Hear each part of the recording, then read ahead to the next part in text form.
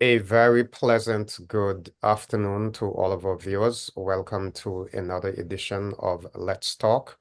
We are delighted to be with you on Second Advent Radio and on SLC Second Church Advent Radio. channel and also SLC Adventists. Wherever you're listening from or viewing, we are delighted to have you with us.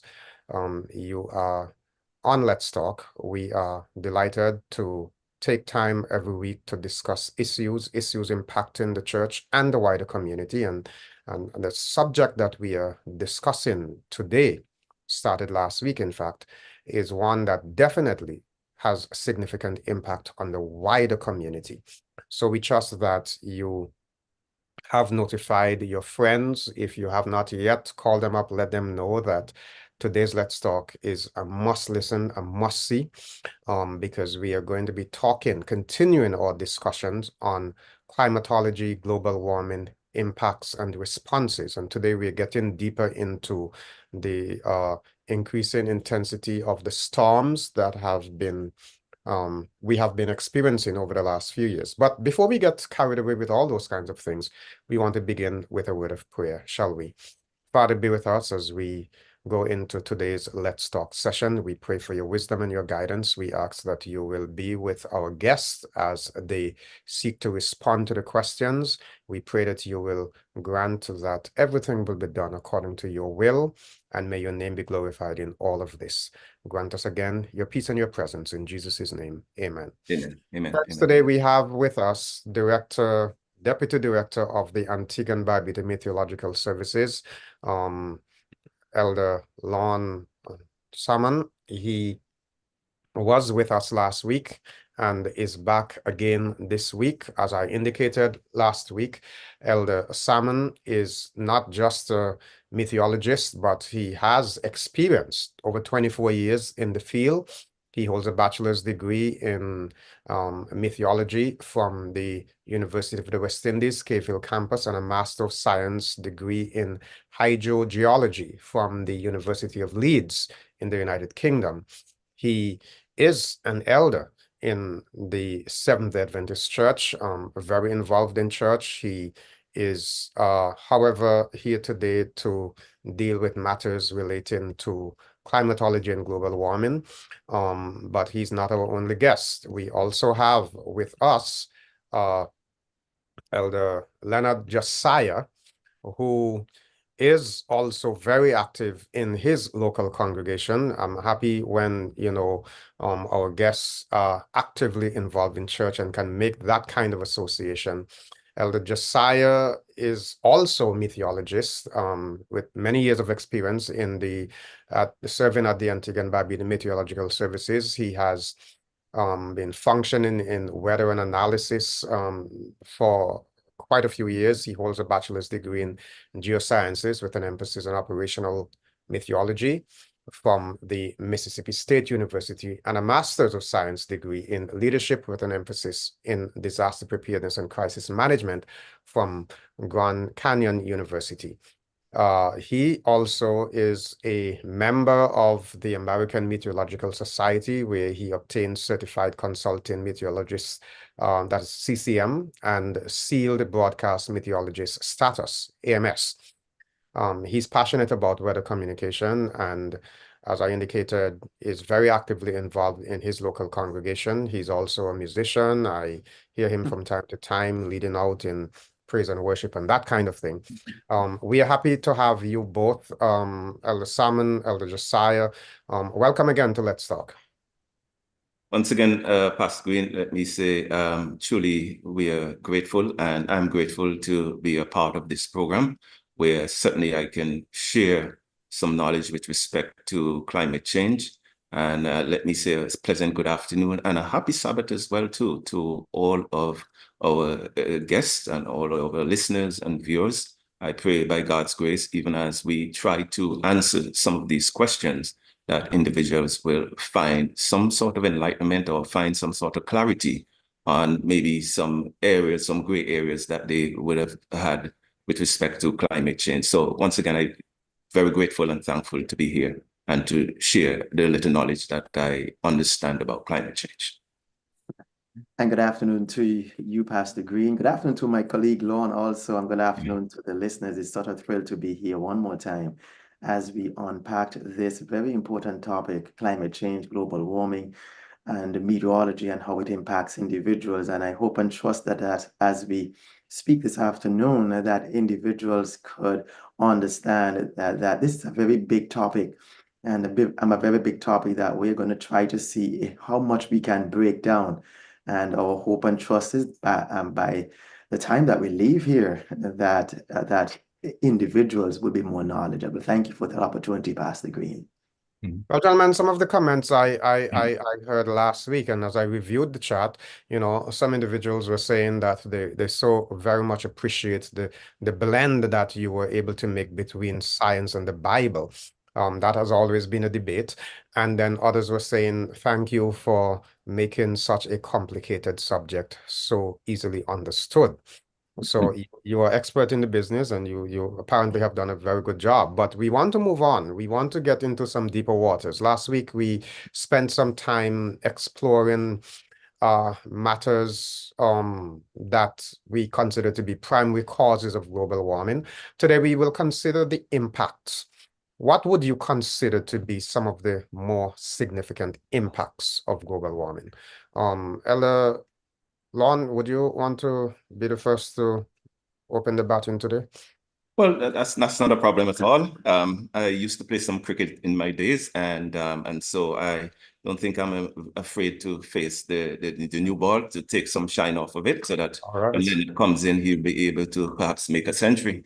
Yes, but certainly I will start. Of course, global warming is essentially the warming of the atmosphere, and this is something, or the Earth's environment in general. And as Lennard would have introduced last week, he spoke of the different entities that as Christians we believe that God would have established for the survival and the sustenance of the human race. He would have spoken of entities such as the lithosphere. You're talking about the soil layer. You look at the hydrosphere, talking about the surface and groundwater, and the atmosphere. When you look at the meteorological elements, the oxygen and the gases in the atmosphere, and also the biosphere, which essentially looks at the plant life in general. And so God would have established all of this with a balance. Now, global warming, as I said, is the warming of the Earth's atmosphere or environment above that which it should be, or should be the norm.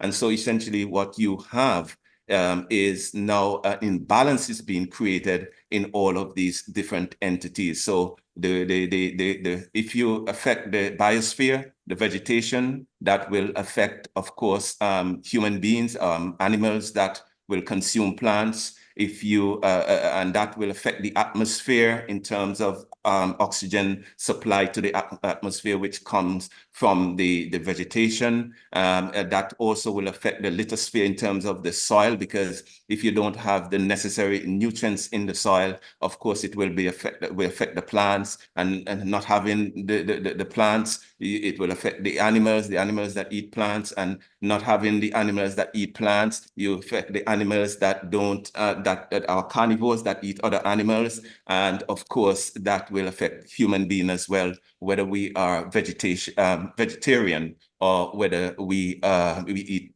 both plants and animals. And so global warming in general will have these kinds of impact, because eventually what you will have in terms of rainfall events, you would have more intense rainfall events that will lead to more flooding. Those periods would be longer as well too. And also they will be more catastrophic, if you wish, or cause more damage.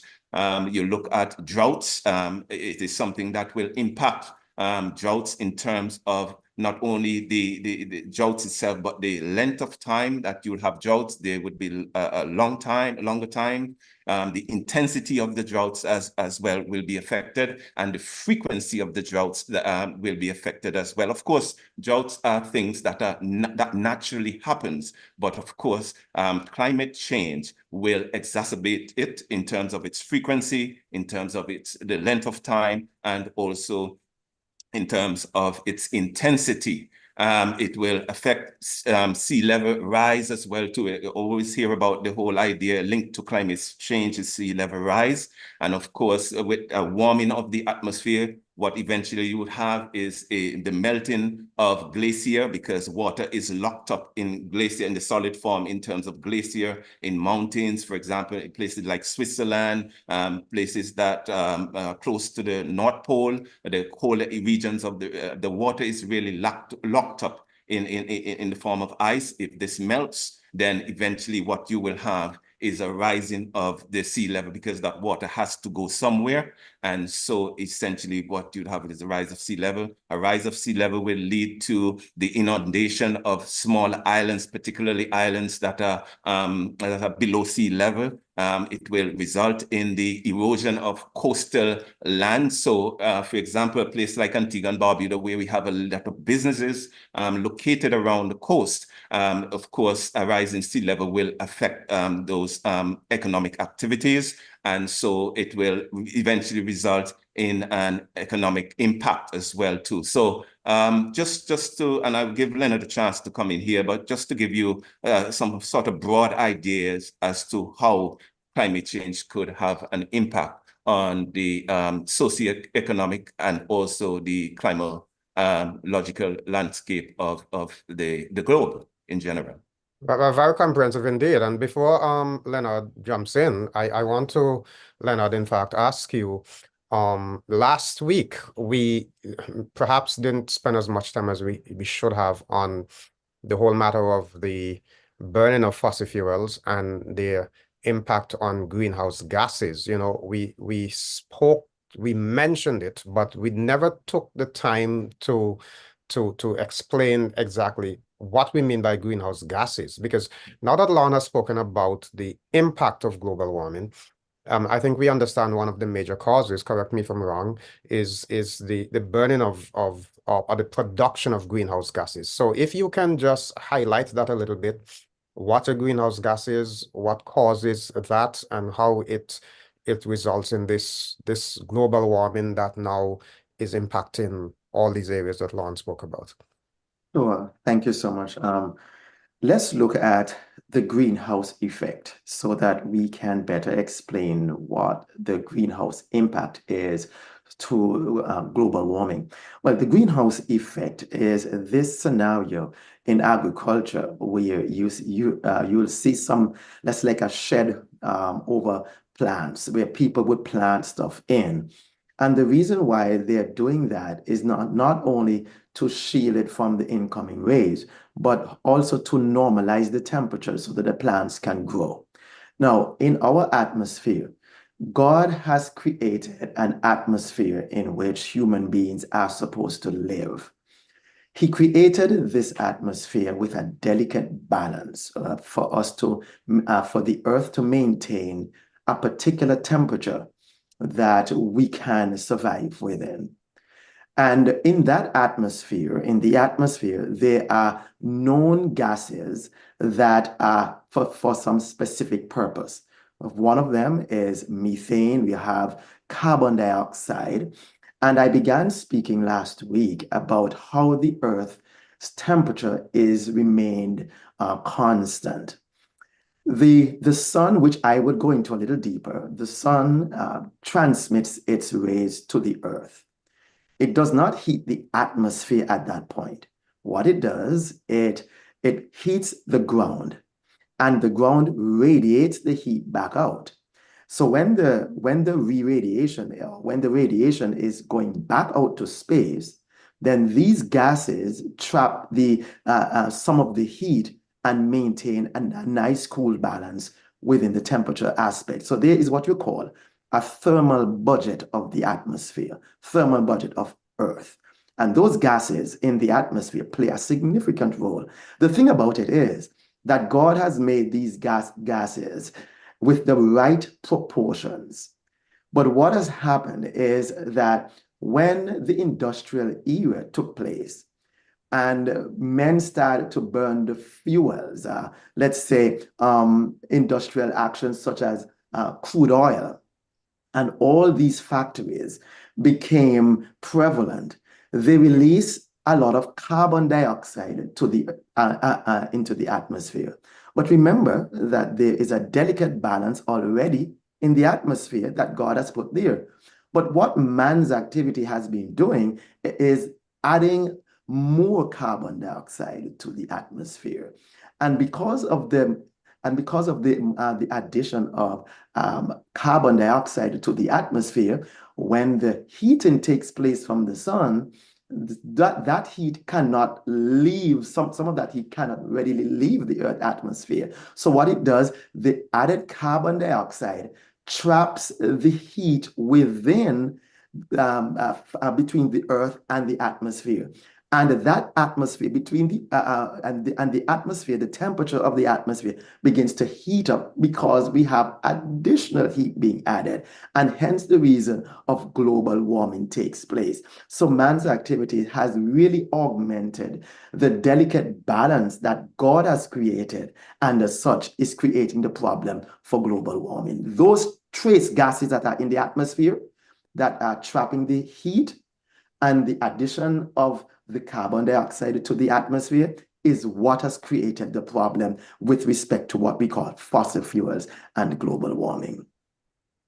Now, thank you so much. I think our viewers have a much better appreciation of how things function that way, and what happens when we interfere with God's creation.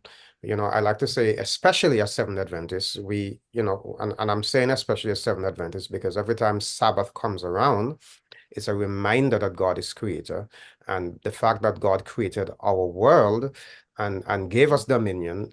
My understanding of that is that we have a special responsibility to take care of the environment. So we call that stewardship of the environment, or environmental stewardship, and therefore we ought to act responsibly in this regard. Now we want to cover a lot. We may not have time to discuss all of the various impacts of global warming or climate change, but three in particular, Lorne mentioned, and I want to highlight, and if we can go just a little more in depth in these. So we have significant impact on islands. I'm specifically referring to Caribbean islands, but of course there are islands all over the world. Increasing storms, that's one. Rising sea levels, that's interesting. And then increasing levels of rainfall and drought. Now, I want to begin with this rainfall and drought because these seem to be opposite effects. And my question is, how could one condition cause two adverse effects? On the one hand, you're having increase in rainfall, and on the other hand, you're having more extensive droughts. Okay, so let me see if I can go into this one a little bit more deeper. And in order for us to understand what we are going to be talking about, permit me in just about 2 minutes or so, 2 minutes or less, to lay some foundation, because it's going to be prevalent for us to have this foundation spoken about. There are about 6 key elements within the atmosphere that causes weather conditions. Let's name them. They are temperature, atmospheric pressure, wind speed and direction, moisture, which is humidity, cloud cover, and precipitation. When we put all that together, there is an intricate balance between all of them. The sun is the driving force of all of these. So when we talk about the sun heating the earth up, we talk about temperature. But when we're talking about temperature, the sun does not heat the earth up in its entirety, every single place at the same way. Most of the heat in it is concentrating within the equatorial area in areas at which we are. And the closer to the poles, you don't have so much sunlight, and hence the reason why we have glaciers and ice. The reason why this is so important, because I want to lay down, there is what we call a process to rainfall and weather systems and weather patterns. So the temperature drives the atmospheric pressure. When we talk about high pressure and low pressure, that's where the thermal differences come in. And I hope I'm going to break it down a little further. And because of the differences in pressure around the globe, wind blows from higher pressure to lower pressure. And with moisture, the moisture forms over areas of lower pressure. And when we have intense moisture, then we have rainfall, and then we have cloud cover and we have rainfall. All of that, it comes into what we call the atmospheric process to weather phenomena. When we disturb the delicate balance that God has put in place in terms of the Earth's atmosphere to drive all of this, then the global weather pattern changes. So it does not necessarily mean that in Antigua we're going to have drought and rain at the same time. What it means is that the normal patterns around the globe, some places are known for drought conditions, and some places are known for rainfall conditions. But what is going to happen as we have global warming and climate change, places that are known for drought conditions are suddenly going to have intense rainfall for just as a simple change in weather patterns.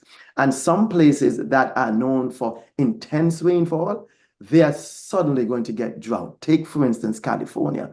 You normally have in the Rocky Mountains, normally a lot of intense rainfall. But now, all of a sudden, those areas are now under drought conditions, while the pattern of rainfall has shifted to some other place that does not necessarily have the rainfall and the rainfall pattern. So it's a total global shift from places that would have had rainfall or known rainy conditions to drought conditions because of the shift in weather patterns and global warming. Wonderful. Brother Lon, you want to add anything to that? Well, I think Lennard would have said a mouthful there, and very a relevant explanation of how that is, how you could have these shifts in the weather pattern across the globe. But also, I'd just like to establish the fact that with respect to drought itself, it's in simple terms, it's just really a lack of rainfall, really a deficit of rainfall. And I guess a bit later, I'm not too sure if you're going to head in that direction. We can look at the whole aspect of different types of droughts and so on. But yes, I think Lennard would have pretty much covered and would have highlighted some of the things that I would have said. So in the interest of time, I think we can, go for it. Mm-hmm. Okay, well, let me ask you, Lon, because you started earlier looking at the glacial melting and the impact on small islands. I'm rather very interested in that, because take Antigua, for example, which is heavily dependent on tourism. Most of our hotels are built close to the sea. And if we talk about sea level rising, then it means that we're going to have coastal erosion. Yes. Some of those low-lying areas would probably just be replaced by the sea, and I can see clearly. But can you go in a little more detail with respect to glacial rising? People may say, well, those glaciers are so far away from us. We are close to the equator. They are the poles. And how could that impact us? So could you just go into a little more detail with that? Well, it might appear at this point in time that they are far away from us. But one of the things that I think we have to take into consideration here is that there is a link, or everything with respect to the environment is really integrated. And so it doesn't mean because something is far away from us, that means that if there's a change in that thing that is far away from us, that it will not impact us here. in the Caribbean. Yes, we'd find most of the glacier and most of the ice to be further north, close to the North Pole and also to the South Pole. But excuse me a second here. Yeah. They have a plane that is passing over, so it's a little disrupted. Sorry about that. That's all Yes. right. We're not hearing it. Yes, sorry. Yes. And so remember I would have spoken about this balance, okay? Now, again, it has to do with the handiwork of God, where God would have created the world in such a way that you would have had quite a bit of that water with respect to the water balance. Quite a lot of that water will be in the form of liquid. Quite a bit of it will be in the form of solid, which is ice. And you have water also in the form of water vapor, which is in the atmosphere. Now, the whole idea of having that balance, obviously, is to prevent a situation where one place will have more water than the other. And so that amount of water that is locked up in the glacier, in the ice, is a significant amount of water that you're looking at there. And if that melts, you can, as I said, that water has to go somewhere. Remember, it was designed for it to be locked up in that particular area there in the form of ice. So if it melts, it will have to go somewhere. And oftentimes it will go into the ocean. And so as a result of that, what you will have is more water being added to the ocean. And again, if we were to conceptualize the amount of water, which is billions and billions and billions of gallons of water that is locked up in the ice, if we were to look at that amount of water or that amount of ice melting, you'll recognize that eventually what will happen is that in the liquid form, it will cause the ocean to rise. So again, it's just a matter of disrupting the balance. If you're going to change it in one place, it's going to affect another place, basically. Now, I want to ask another question. This just popped into my mind as you were talking about the millions and billions of gallons of water locked up in those glaciers. Yeah. And we know that they're melting. We know they're melting at a faster rate than usual, so that's a concern. But the water that is locked up in the glaciers is fresh water, not so? It varies, actually. Varies. You have saline water or salt water, all right, in the North Pole, in the South Pole. Okay, you have iceberg. I'm quite sure you've heard of icebergs before. That is mostly saline water or salt water. You have places in the mountains, in Switzerland and those places, the Alps, for example, in the Himalayas as well too. There's quite a bit of water in the form of ice or glacier that is locked up there. And so it's both fresh water and salt water. And so again, you can imagine if you have the glacier melting from the mountains and also the icebergs melting as well too, turning into liquid. You can see the balance that you can see the imbalance that would create, basically. Yeah, I was just wondering whether if it were a lot of fresh water, whether that would disturb the pH balance in the sea and that kind of stuff. But I guess that's not necessarily longer. That's really chemistry, but there's no doubt about it that it will cause an imbalance as well too in terms of the pH and of course and certain minerals and so on, and that will eventually lead to aquatic life being affected, both marine and freshwater life being affected as well too, because again, any change in the balance, the pH balance, okay, the salinity balance, all right, the sodium balance, the calcium balance, and we can go on and on and on and on. Any change in those balances will certainly affect marine and aquatic life. So again, Lennard mentioned a word earlier, which the word that he mentioned earlier was delicate. It's a very delicate balance, and any shift can certainly impact all life, basically. So what we're getting here is the interconnectedness of all of these systems and how important it is as human beings for us not to be careless in our behavior. Now, I just looked up at the time and realized that half our time is gone. And I know that most of our viewers are interested in hearing about the third element, which is the increasing ferocity of the storms that, you know, that are impacting us. Well, before we do that, however, before we talk about hurricanes and storms and that kind of thing, recently, maybe not recently, but to my knowledge, you know, as a child, maybe I wasn't paying attention. But over recent times, I'm hearing more and more increasingly about El Nino and La Nina. Well, I learned about El Nino and La Nina in school when I was dabbling in Spanish, but now it is being applied to weather. So if you gentlemen could say what in the world are we talking about, and why is this relevant in a discussion like this? El Nino, La Nina. Okay, I'm gonna allow Lennard to go, and then I will follow. Yes. Okay. Okay, indeed.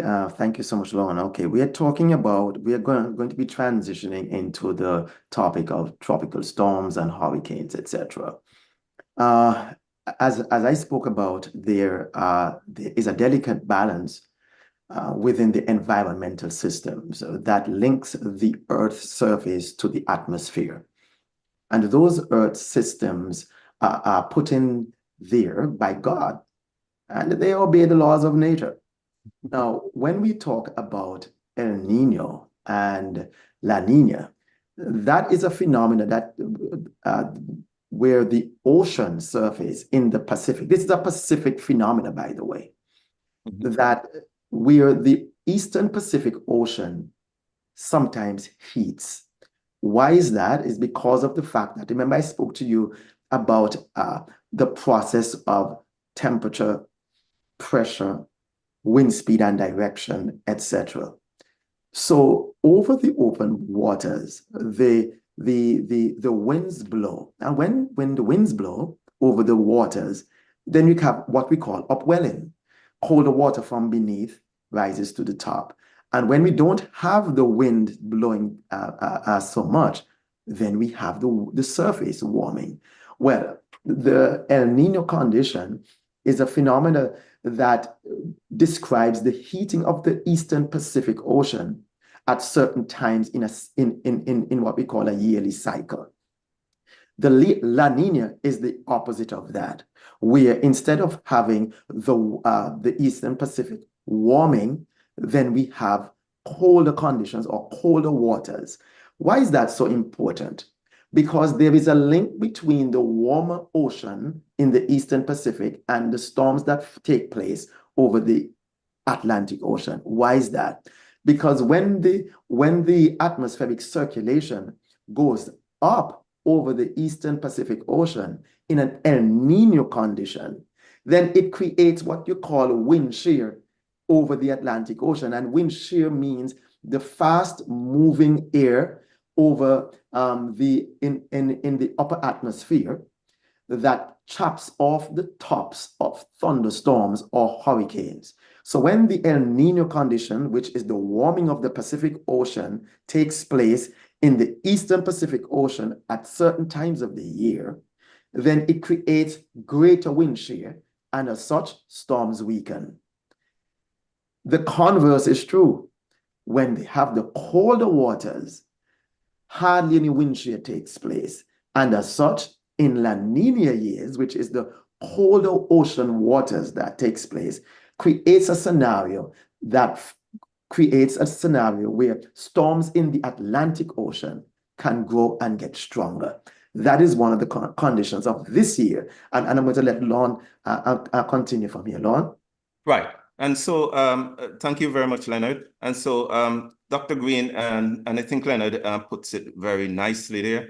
And just to add to what he would have said as well too, the La Nina, El Nino, they are very much a part of a greater phenomenon actually, which you call ENSO, El Nino Southern Oscillations. And so, and also you have what you call the neutral phase. Now, Lennard would have mentioned already that with the El Nino, what you have is a higher temperature, ocean temperatures above the norm, above what the norm should be. Whereas La Nina, the reverse, you have a cooling, which are temperatures below what the norm should be. And of course, you have another phase that you call the neutral phase. So these are three phases that are part of that bigger entity, a bigger phenomenon, which you call ENSO, El Nino Southern Oscillation. Now, this particular phenomenon, although it originates in the Pacific, its influence is not just within the Pacific, but its influence is actually global. Because it is, it has the ability to actually affect or influence the global climate pattern. All right. And so Lennard would have said already that, look, when you're doing the El Nino phase, in the Atlantic, there are certain things that will happen. For example, during the El Nino, particularly when you have a strong, moderate to, particularly when you have a moderate to strong El Nino, what happens is that it creates this westerly wind over the Atlantic. And oftentimes, these kinds of winds are not particularly conducive for the development of hurricanes.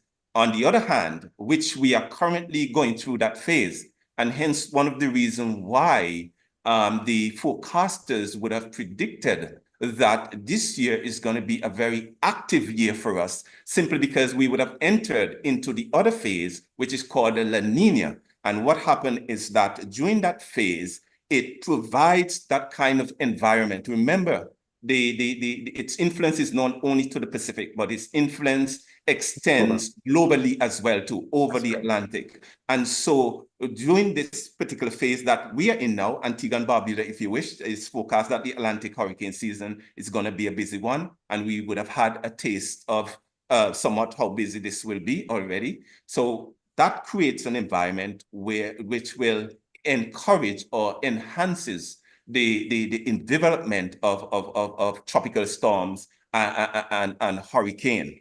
Now, let me say that with respect, because I think we might want to tie it into climate change itself. And so what you probably would have during, as a result of climate change, and I'm just thinking about it as we speak here, is that during a La Nina phase, which is that phase that encourages or enhances the development of hurricane, what you might find happening is that we could be having more hurricanes.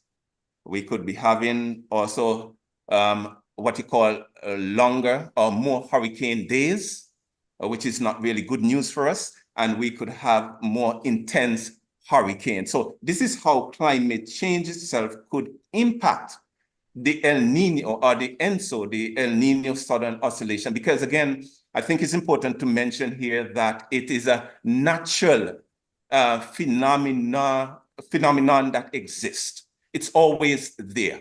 But again, climate change itself, in terms of the different cycles that it goes through, climate change could exacerbate those cycles in terms of the impact that it has on the weather.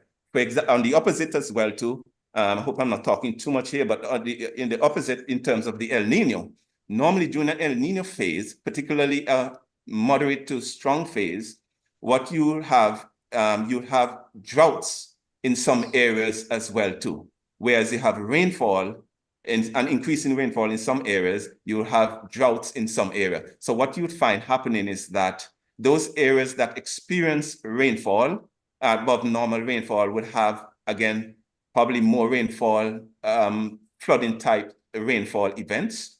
And those areas that experience drought would have more intense drought and probably longer droughts as well too. So this is, again, some ways in which El Nino affects the climate, or vice versa, climate change affects El Nino, or El Nino Southern Oscillation. Okay, thank you, gentlemen.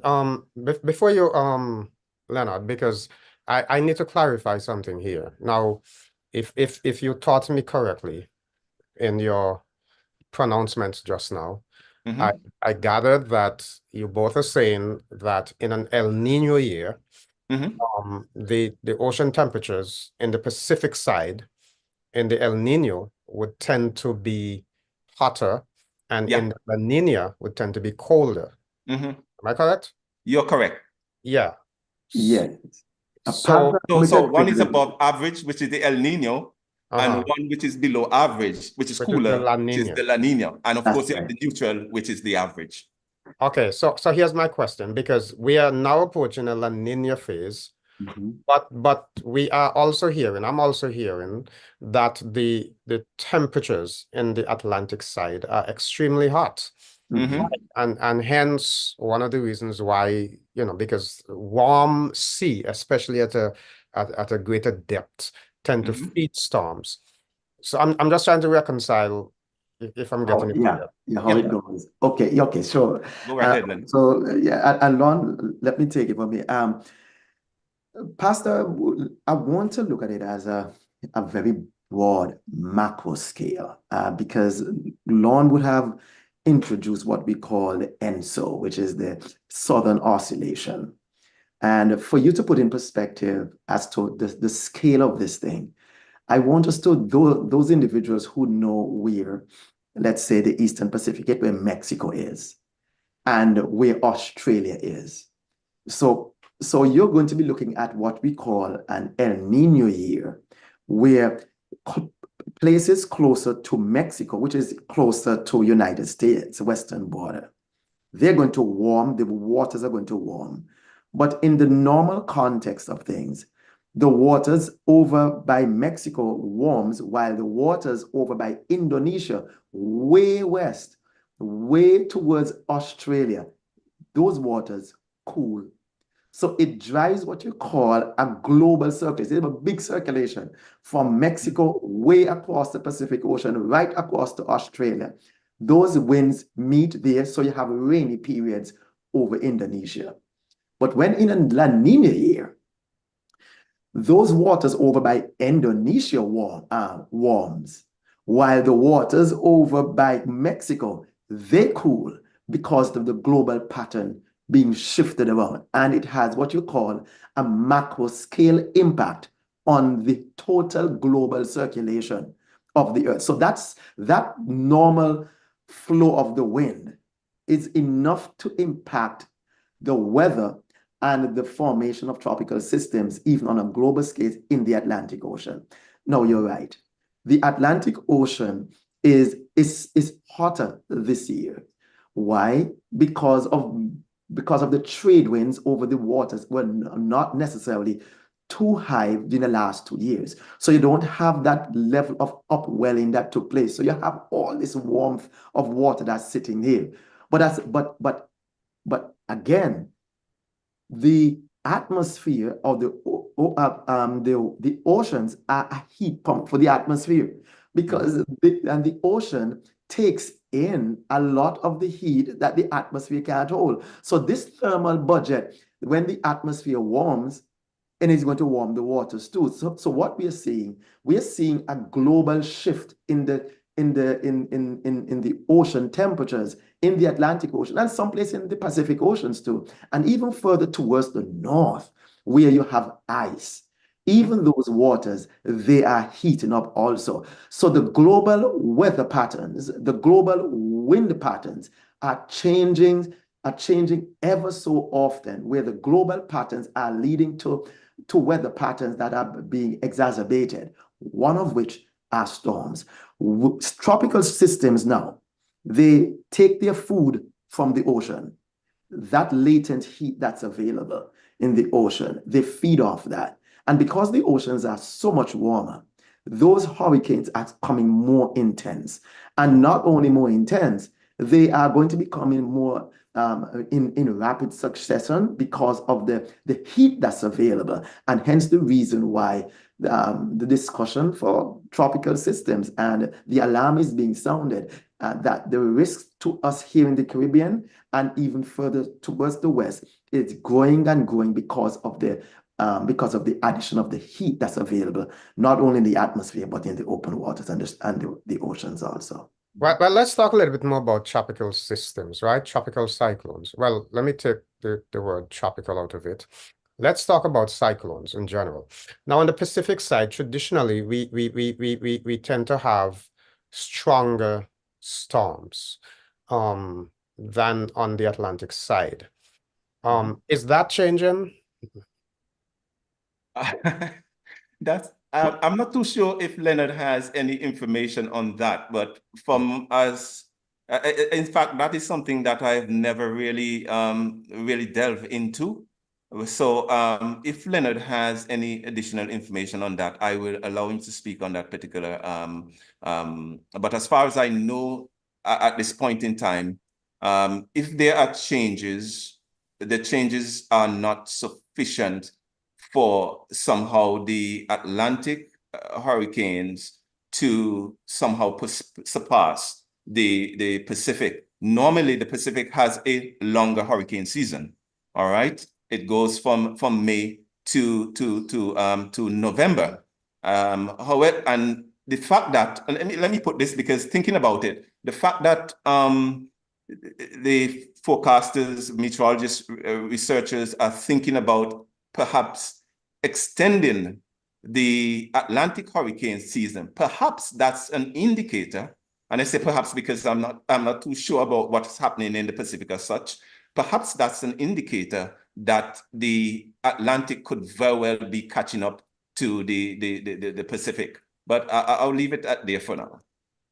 Well, to answer Pastor's question, it's not necessarily that they are more stronger, and here's the reason why. The Pacific Ocean, it is a vast place. It's much bigger than the Atlantic. And so if we zone it, you have the Eastern Pacific, Central Pacific, and Western Pacific. What has happened is that, again, when we're looking at these global circulations, and I just spoke to you about the heating of the ocean waters in the Eastern Pacific versus the waters on the Western Pacific, what has happened is that the normal circulation would have seen that the warmer ocean over by Australia and to the western parts of the Pacific, including Indonesia. So when some of these storms form, you don't necessarily hear them so much by us, but they are strong storms in the Western Pacific Ocean, closer to places such as Jamaica, Japan, Indonesia, and all those. So they will get storms of 150 miles an hour because those storms are going over warmer oceans at the time. But now that we are in the advent of global warming, and you're having all these seas, including the Atlantic Ocean, spurring up these type of ocean temperatures that are so hot, then you are seeing the Atlantic side catching up to what the strength of some of those storms in the Western Pacific would have received. So here in Antigua, in the last 5 to 10 years, we are turning out storms such as what they call them, super plus hurricanes. We're reading off the map. Yeah, plus hurricanes. Yeah, 5 plus we're plus. reading off the maps greater than 150 miles an hour winds, and we're looking at storms that are going up to 180 religiously in Dorian, in Maria, in Irma, in a number. Burial.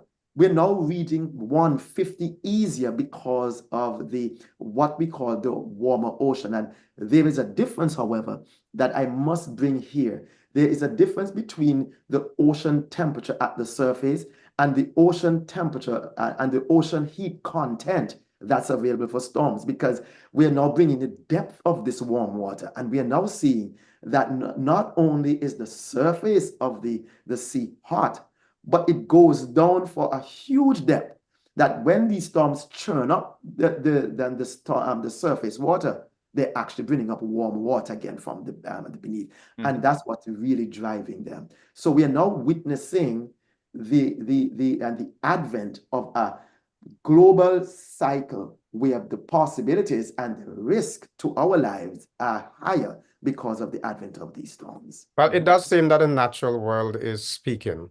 Yes. And those of us who believe in in God, we can perhaps say that these are some of the signs of the times, you know, perilous times. Now, in the last few minutes that we have, the eight or so, the increase in intensity of the storms, you know, I remember in 2017, I think it was, when we had Irma and Maria. Because I won't forget, I was in Mexico. I was in Cancun in a seminar when the first one passed. Which was the first one? I don't remember. But First one is Irma. Irma, yes. And my wife was home alone. And that was a feeling that I don't want to experience again. You know, it was, I mean, to be honest with you, up to the time it was 155 miles per hour. My conclusion, my reasoning was, you know, I mean, you have a concrete structure, that is fine. But the morning when I checked and I heard it had gone up to 175 and climbing, I realized I had not ever experienced anything like that before. And it became a real major source of concern. But we're seeing this repeated over and over. And you're beginning now to wonder what's going to happen. We are now told that this season is going to be extra active. We started out early with the record-breaking Beryl, but thankfully nothing has happened in July so far, and July is almost over. But what is there to come? And the two things I want us to speak to in the remaining time we have. What is there to come in terms of prediction, in terms of the sea temperatures, and what is likely to happen in terms of the activity of the season? And then we want to end by talking about the whole human responsibility, you know, the individual responsibility, how our actions are impacting all of this and what we can do. Okay, so the first question, okay, you want to go, Lennard?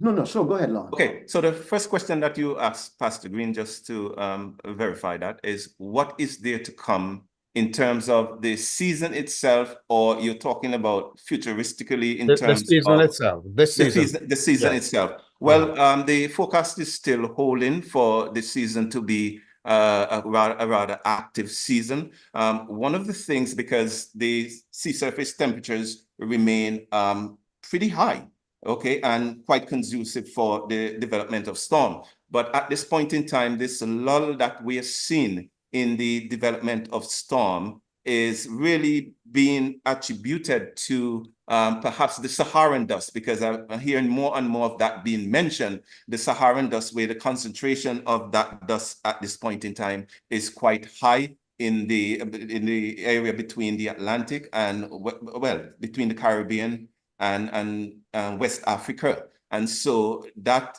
in itself appears to be negating the further development of these tropical waves, of these troughs that are monsoon troughs and these different types of troughs and so on, out of which you can have the spawning of hurricanes and tropical storm. That seems to be at this point in time kind of suppressing the development of these storms. Notwithstanding, one of the things that we have to take into consideration here is that the peak period for the hurricane season is about mid-August. I guess we can consider all of August right now, but let's look at the previous period, about mid-August or so to about mid-September. Of course, you can have hurricane forming outside of that peak period.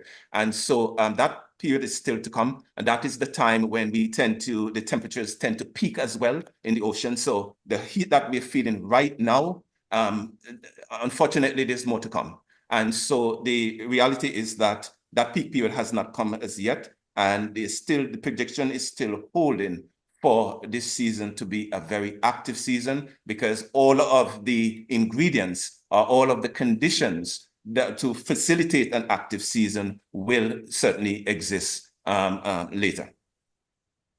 Very well. So what is there to come?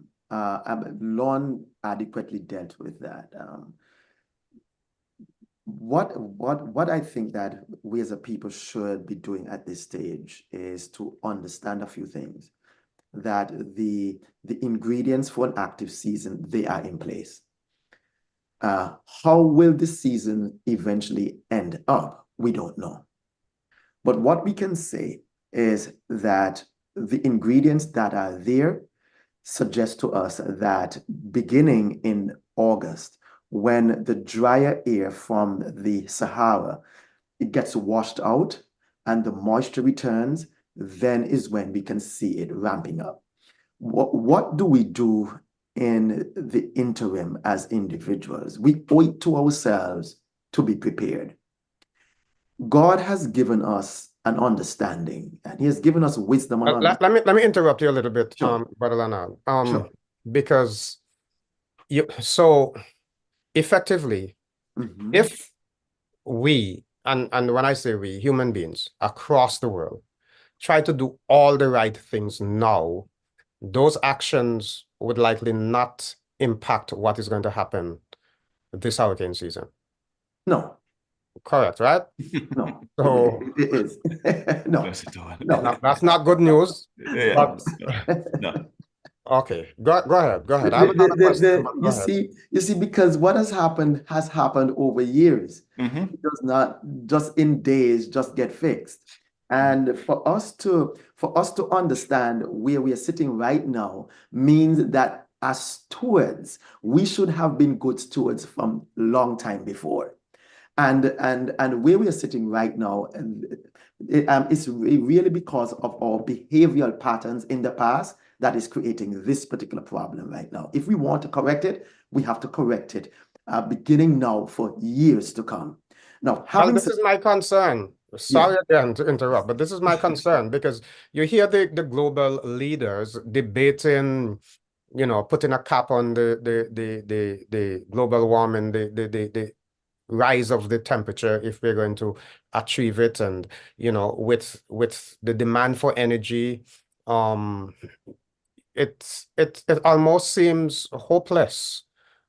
But are we destroying ourselves? I mean, I don't want to sound like a prophet of doom, but we're talking about something that is rather very serious, aren't we? Yes, we are talking about the sustenance of life. Pastor, let me be very real here. When we are talking about the disaster component and the risks of climate change and global warming, the reason why we are talking about it is because of the impact of life. If there was no life at all, the planet can change how much it wants to change without any significant impact. You don't hear anybody talking about it. But the reason why we are talking about it is because of the impacts to life and the risk that it brings. So in as much as the politicians, they are putting in place or they're discussing all of this, this is what they call mitigation for the years ahead. I don't see how we're going to change it today for the next couple of months. It's a step in the right direction if they want to seek to correct it by curbing the behaviors. But when we're looking at industrialization and what the industrialization is doing to the climate, we have to take responsibility and say that we are doing it to ourselves. And the Bible speaks about it. In the last days, what will come of this earth? And hence the reason why God says, it's not going to get better, Pastor. And what He says, that I will make all things new.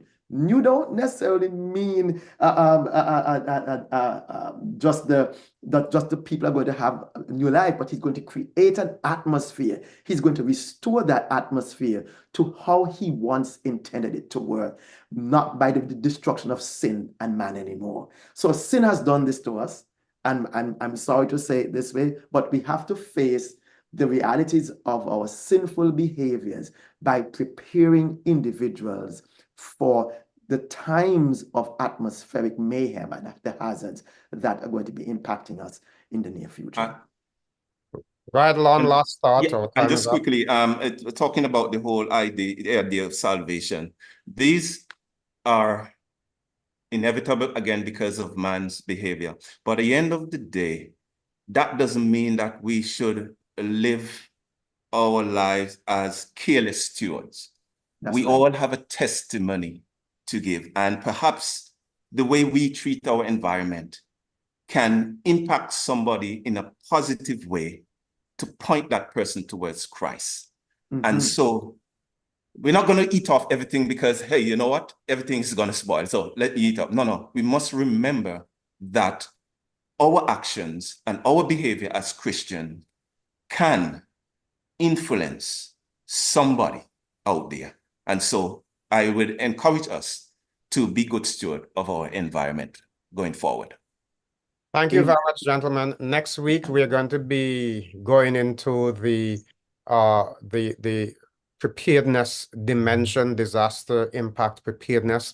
We're continuing this discussion, but I want to thank you both for sharing. You have done a tremendous job in explaining, these concepts. I have been enlightened, and I'm sure that our viewers and listeners have been likewise.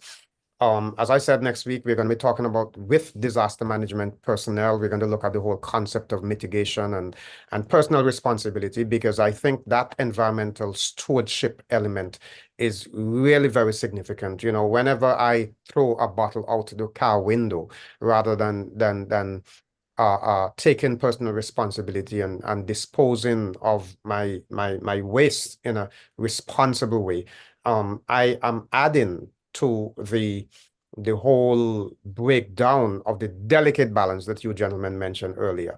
So thanks again, and this is where we stay for today. If you have questions, comments, concerns, the chat is always there for you to drop something there.